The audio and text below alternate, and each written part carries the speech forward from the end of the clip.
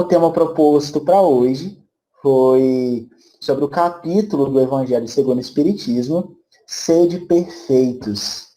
Capítulo esse que nos causa um sentimento ambíguo, né, quando nós lemos, porque, olha, por um lado, nos renova em esperanças, porque sabemos que esse é o destino da humanidade, né?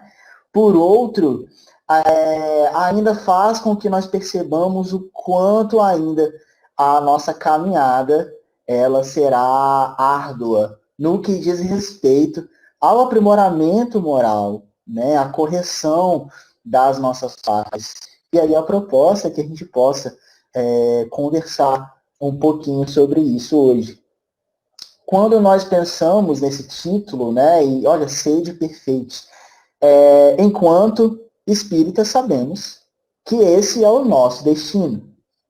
A nossa evolução ela é permanente, incessante, né?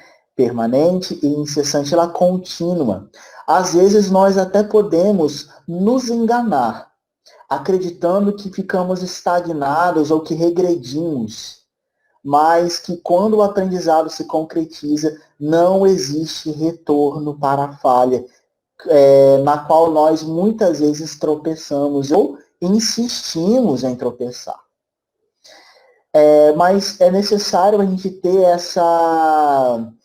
essa segurança de que aquilo está ao nosso alcance. Quando nós lemos Sede Perfeita como título, não é que precisamos encarar isso como algo inalcançável, mas sim algo que é o nosso destino final. E olhe lá, isso como nossa capacidade humana consegue vislumbrar ainda, né?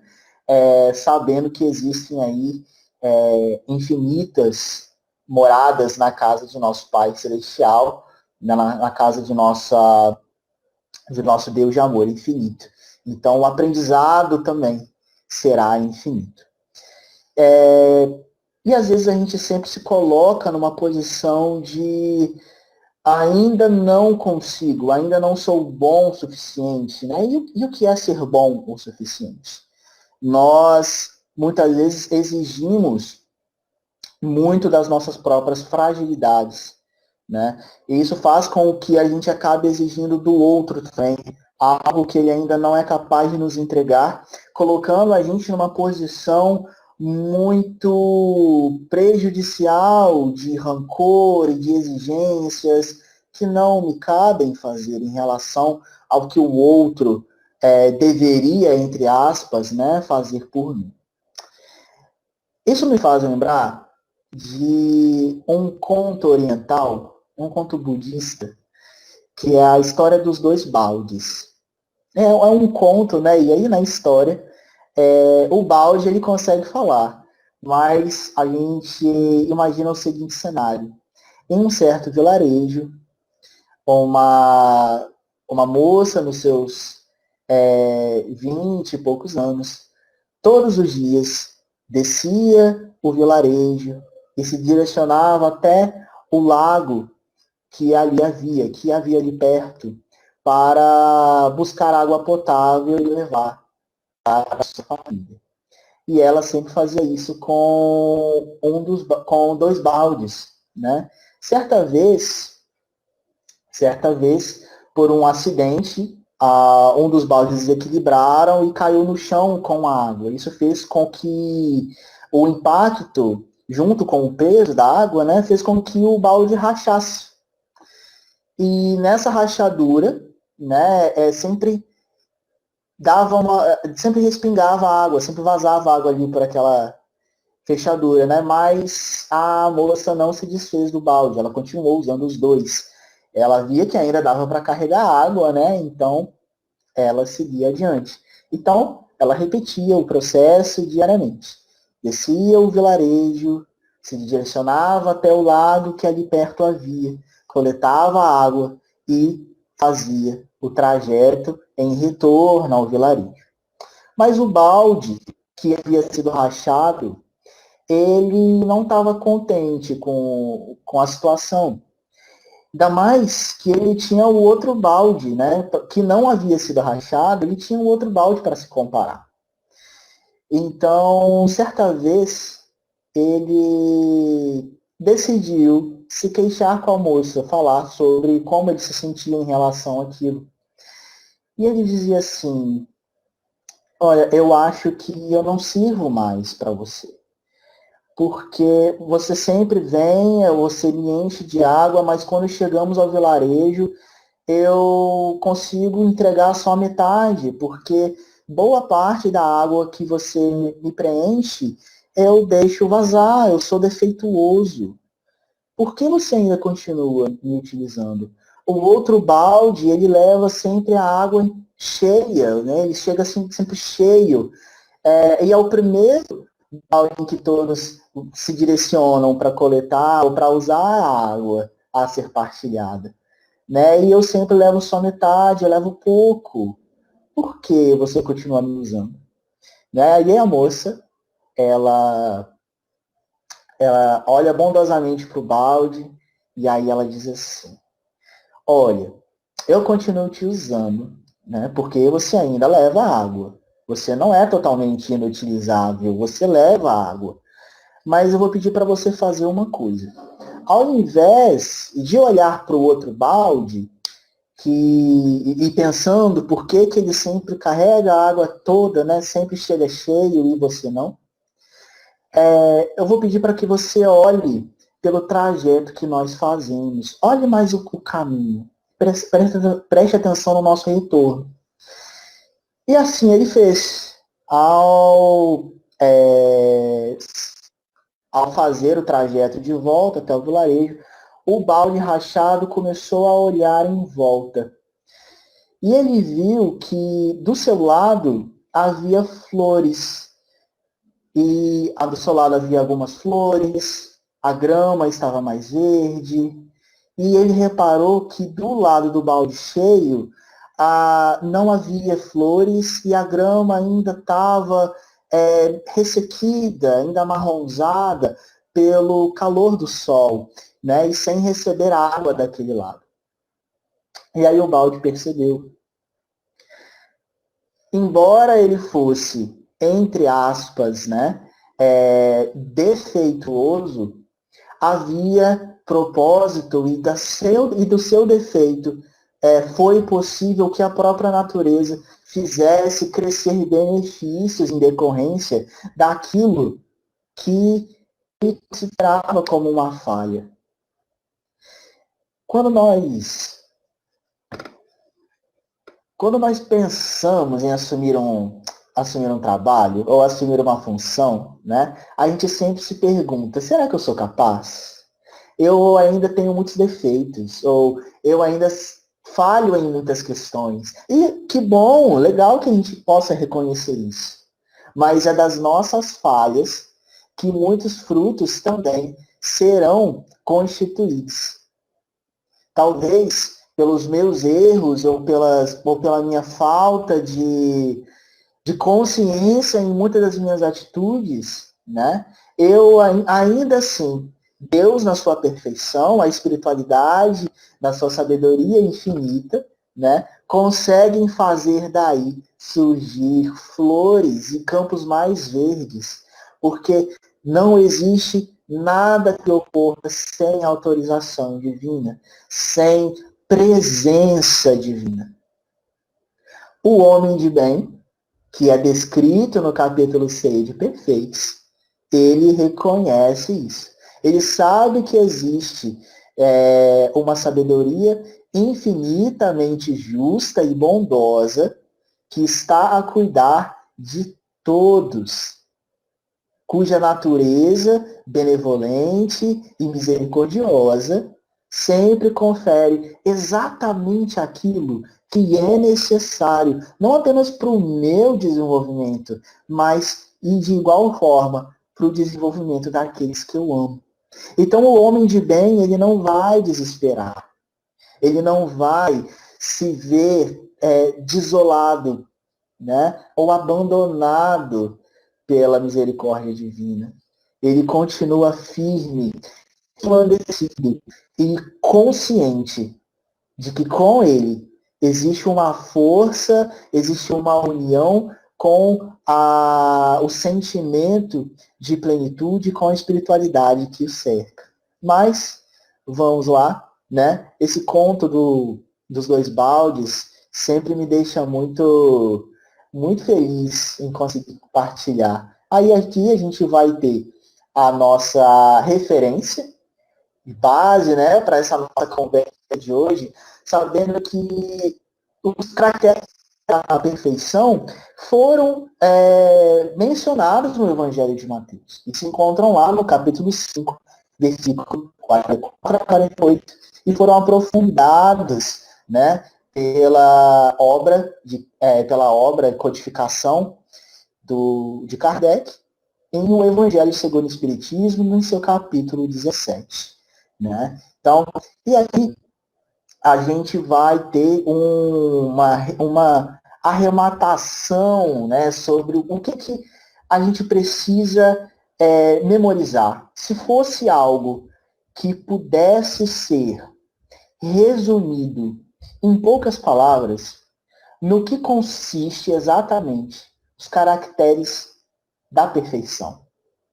E aí é trazido para a gente em toda essa riqueza e simplicidade que, mas eu vos digo, amai os vossos inimigos, fazei bem aos que vos têm ódio, e orai pelo que vos perseguem e caluniam.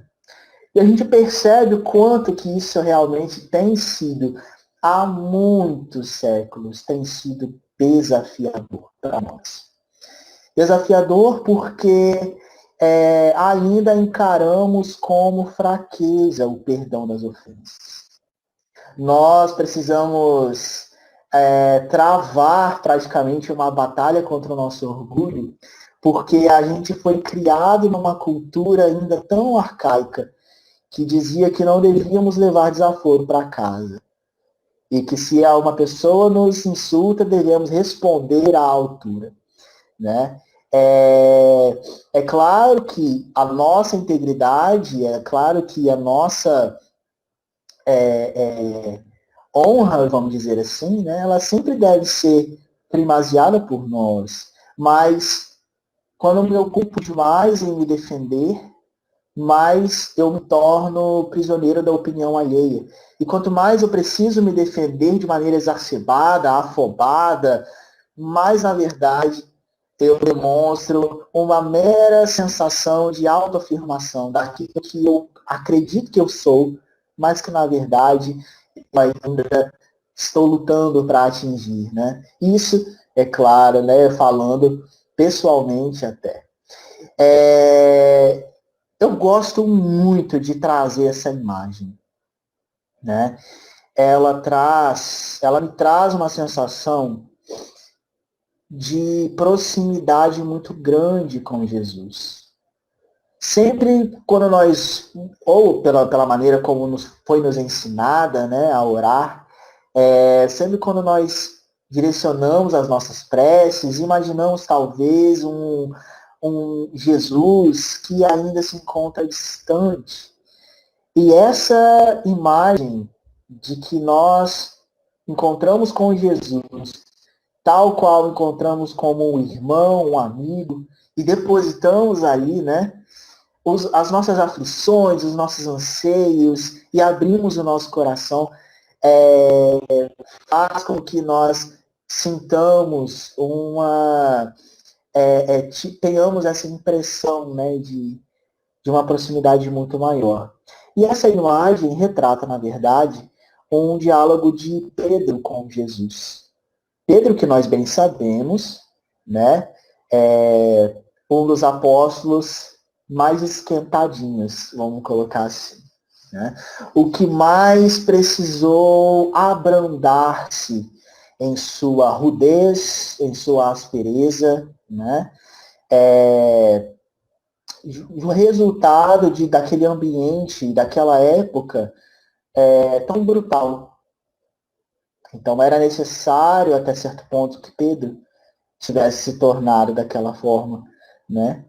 E, na verdade, a angústia de Pedro, na ocasião desse diálogo, era o seguinte questionamento: Mestre, dentre as lições que o Senhor espalha entre nós, os apóstolos, entre as pessoas que nos seguem, né? Aqueles que passam e nos ouvem, eu ainda tenho muita dificuldade com o perdoar. Eu guardo muito rancor, mestre. Quando uma pessoa erra, eu não consigo perdoar de pronto. Quem dirá, mestre? Quem dirá perdoar os vossos inimigos, como o Senhor também trouxe para nós. Mestre, quantas vezes eu preciso perdoar? Será que se ele comete uma falta e eu perdoo pela primeira vez, ao cometer uma segunda vez a mesma falta, eu preciso perdoar? Eu não sei se eu consigo, mestre. Para mim, o melhor a ser feito é me distanciar e que essa pessoa nunca mais se aproxime de mim. Pois eu não quero ter a chance de ser ferido novamente. Pedro teve esse diálogo com Jesus há 2000 anos. Porém, muitos de nós ainda nos sentimos exatamente da mesma forma. Nós temos muita dificuldade com perdão, né? E essa é uma das nossas principais causas do sofrimento. E aí, naquela ocasião, Jesus, percebendo, né, a pergunta e, ao mesmo tempo, a aflição de Pedro, ele, com seu olhar bondoso, simplesmente responde na maior serenidade: Pedro, eu digo ainda que precisais perdoar os seus irmãos 70 vezes. E aí, Pedro, 70 vezes cada irmão? Não, desculpa, ele fala 7, né, filha? 7 vezes. 7 vezes cada irmão? 70 vezes 7 e cada falta cometida. Então, assim, né, eu não sou muito da área de exatas, meu amigo Delane, que é professor de matemática, mas eu preparei aqui, né, e aí eu consegui ver que 70 vezes 7 era 490. Então, mesmo para os mais racionais, talvez Jesus quisesse nos vencer no cansaço, de certo ponto. Porque, imagina, e ele diz ainda, olha, são 70 vezes 7 cada falta cometida. Então, uma mesma pessoa que comete 5 faltas diferentes com você, seria 490 para cada uma delas. Ou seja, né, era Jesus em sua generosidade, querendo dizer que são infinitas as vezes que nós precisamos perdoar.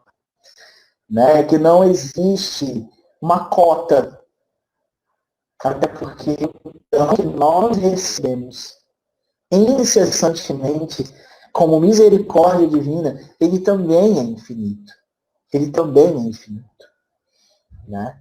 Mas isso acontece, essa dificuldade acontece porque a gente ainda atua muito na ingratidão.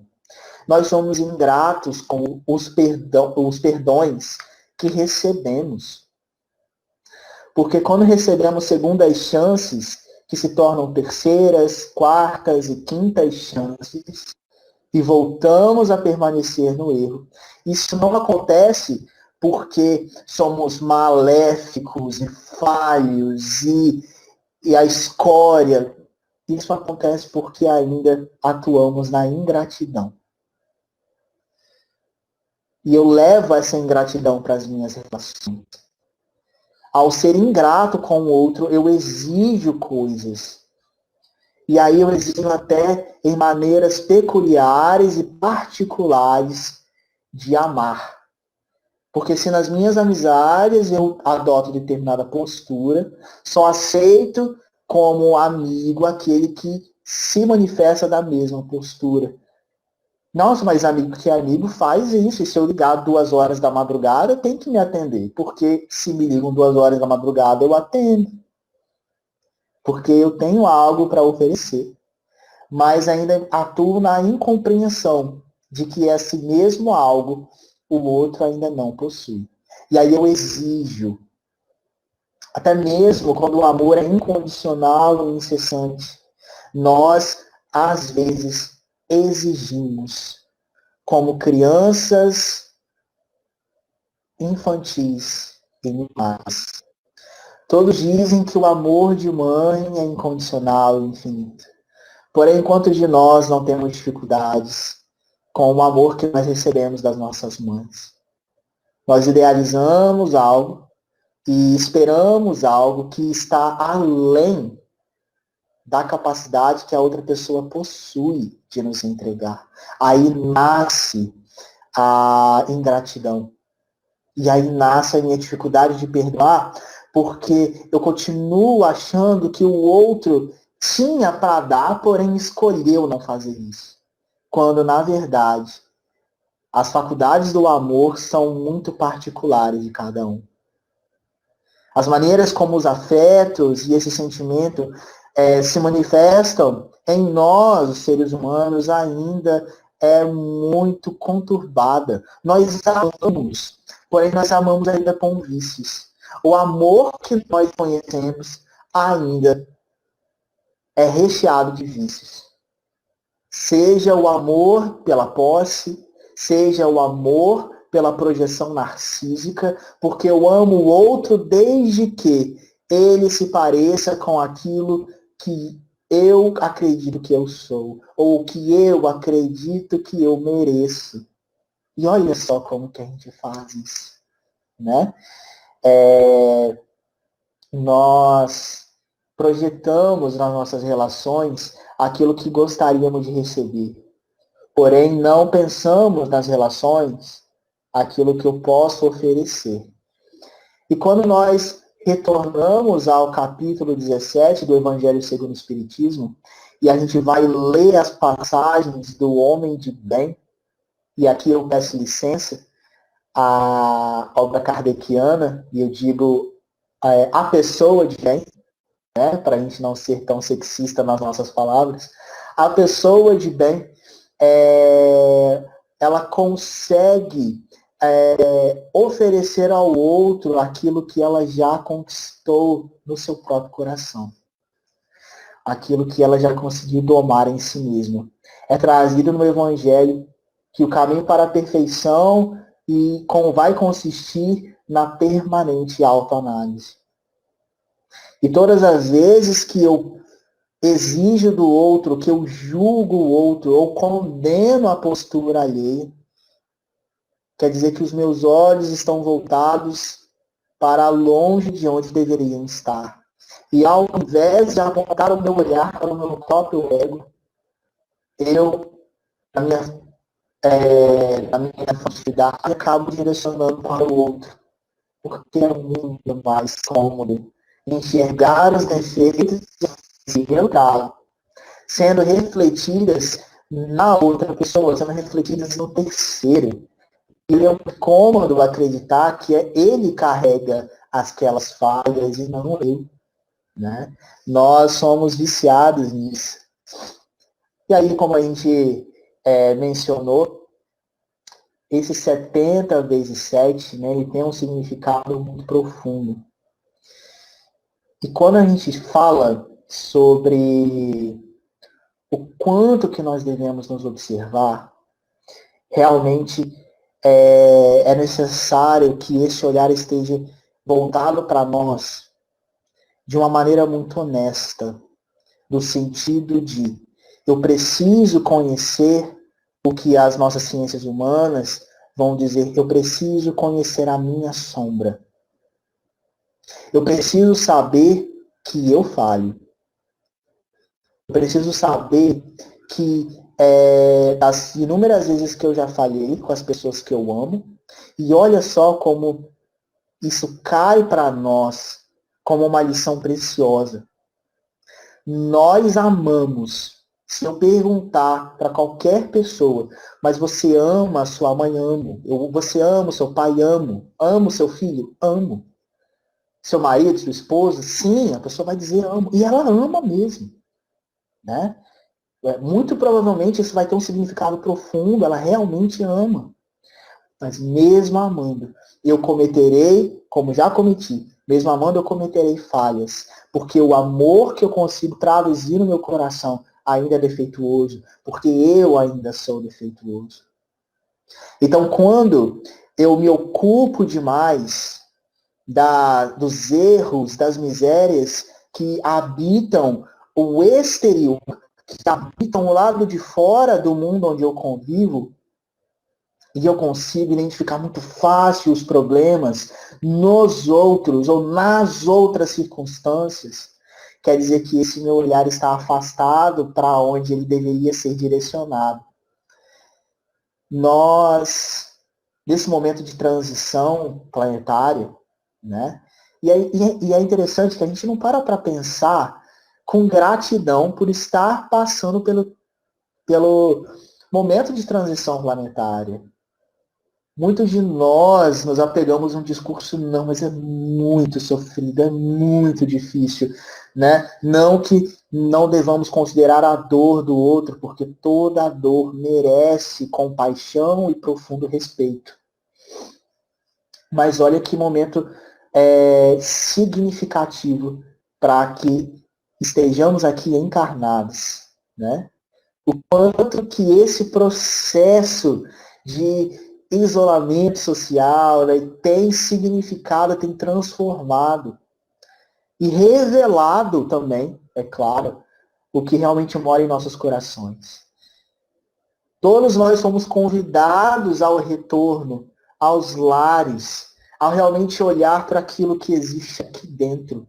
Porque ao ponto que chegamos, não me cabe mais, não me é válido mais desperdiçar tamanha energia para julgar e condenar o outro, apontando malefícios, apontando problemas, achando que o responsável pelos meus problemas, o responsável pela situação da humanidade, são os líderes mundiais, são partido político X ou Y, achando que o problema está lá fora. Seria uma grande perda do nosso tempo permanecer nessa posição. Quando eu me incomodo com a injustiça que o outro vai cometer, quer dizer que eu esqueço das injustiças que eu ainda cometo. Então eu preciso olhar para mim. Eu preciso olhar para mim. Entendendo o quanto eu ainda sou injusto. E nós somos injustos. Eu sou injusto na maneira de tratar X e Y. Eu sou injusto na maneira de me comportar em determinado ambiente e em outro. Eu sou injusto porque eu tenho preferências e muitas vezes nas minhas imperfeições eu faço acepção de pessoas.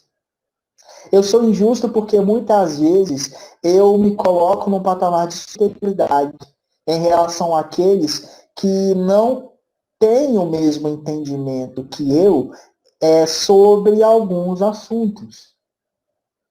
E é necessário ficar ciente disso. É necessário que nós tenhamos essa convicção.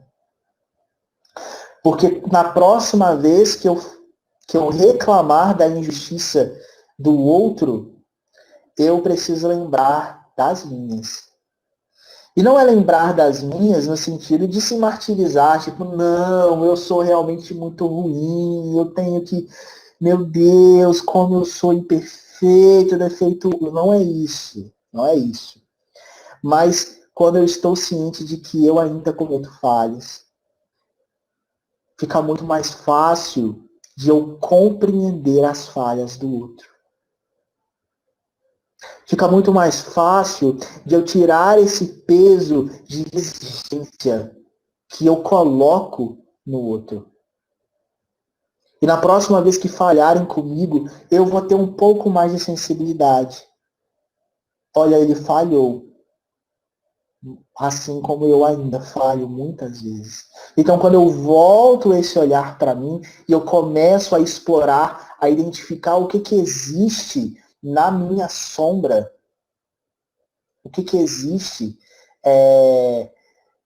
a ser curado em mim, a benevolência ela se torna um pouco mais natural. Nós estamos acostumados com o discurso de que para ser bom nós temos que nos rasgar, nós temos que calar as nossas imperfeições, estampar e escondê-las lá por baixo, né?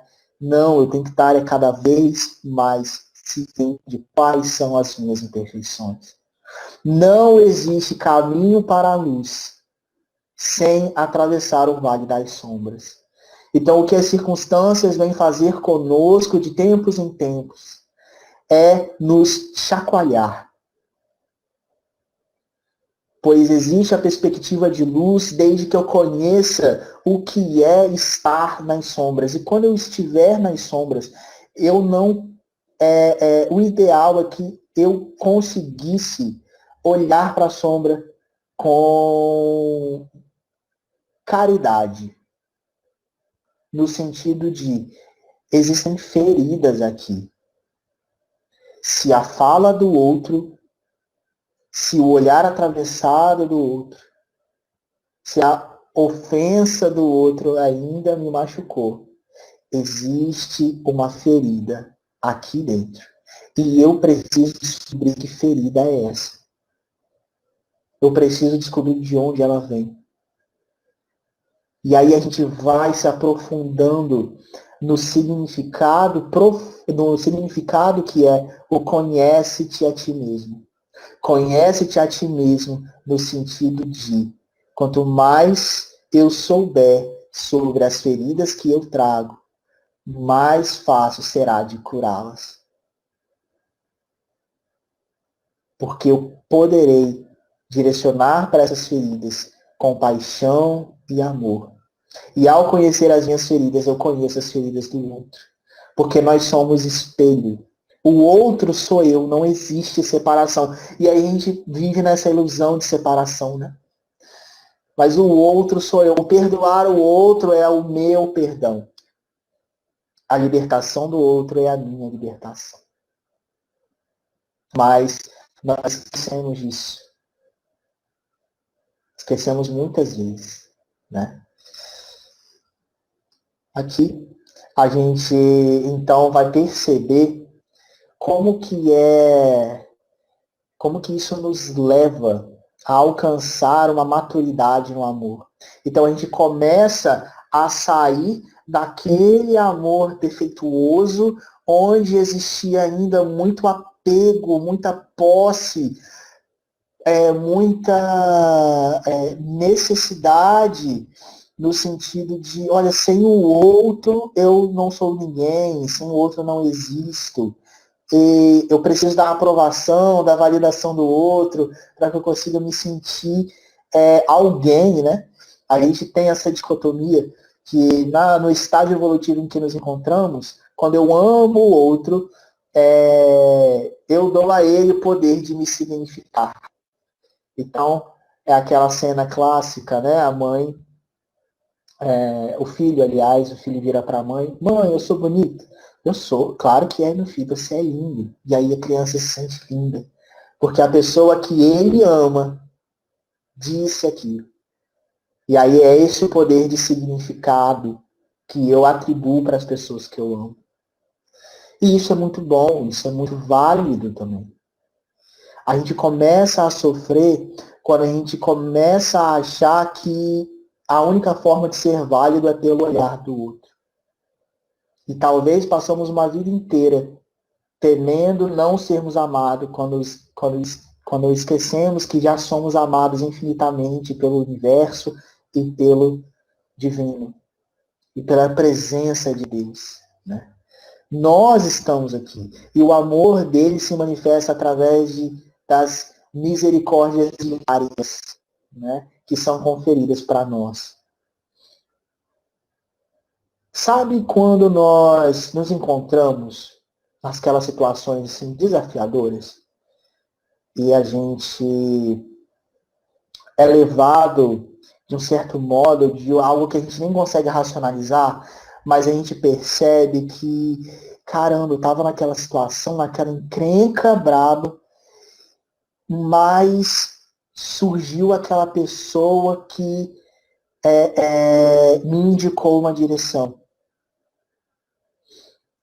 Eu estava aflito com uma situação financeira X, e aí, nossa, parece que aos 45 do segundo tempo, uma solução brotou do nada, e aquilo ali foi aonde eu me enganchei, e no final saímos daquela situação difícil, e no final deu certo.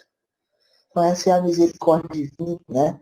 Ou quando a gente enfrenta uma dificuldade, realmente estamos ali penando naquela dificuldade, e a gente consegue raciocinar, ter a percepção, né? No seguinte, caramba, mas aconteceu desse modo, mas se ainda assim viesse tal coisa naquele mesmo dia, caramba, a situação teria sido muito pior. Eu nem sei o que poderia ter acontecido, nem sei o que poderia ter sido daquilo. Isso são as misericórdias divinas que se manifestam, né, diariamente, né, de maneira sutil.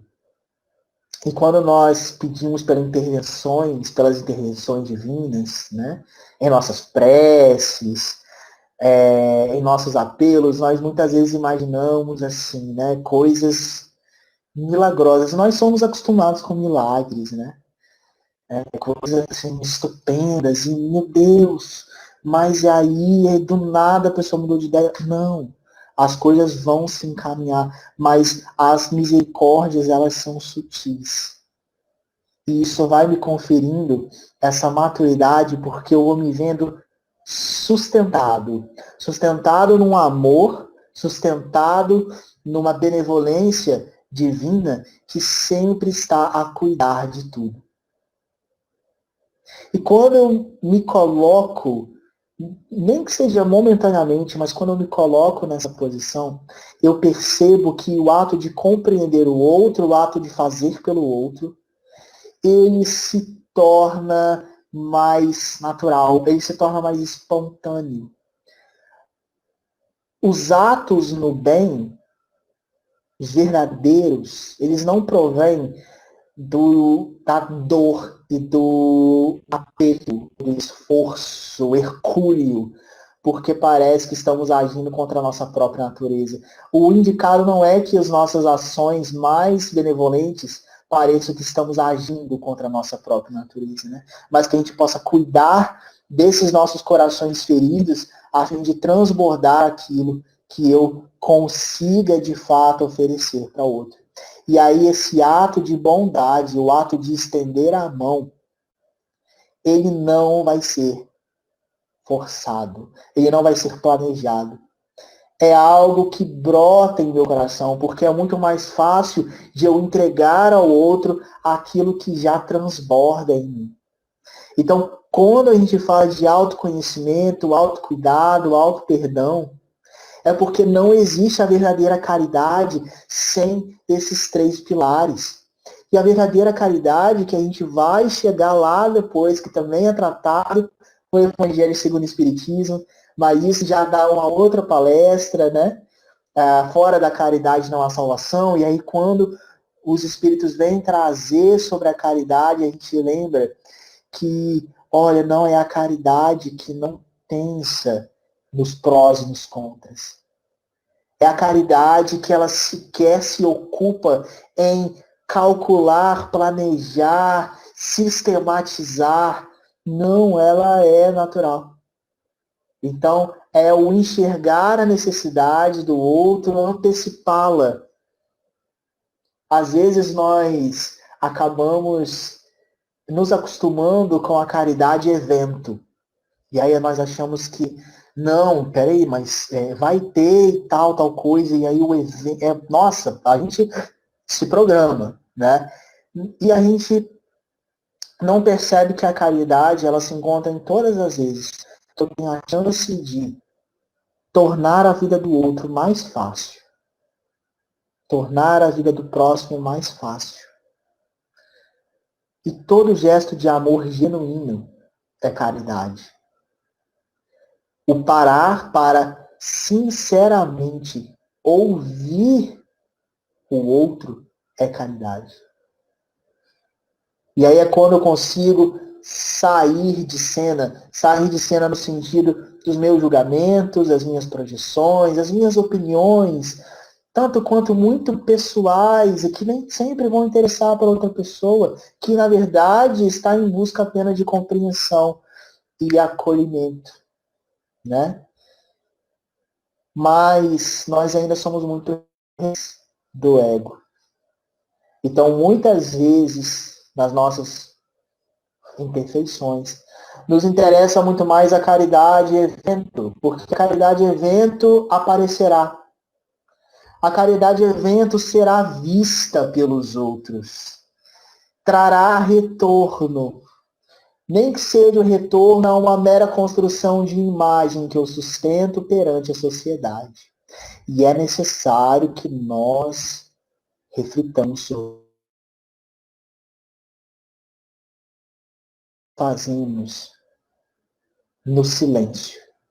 A caridade, o ato de amor, o ato de tornar a vida do outro mais fácil, que nós fazemos longe dos holofotes.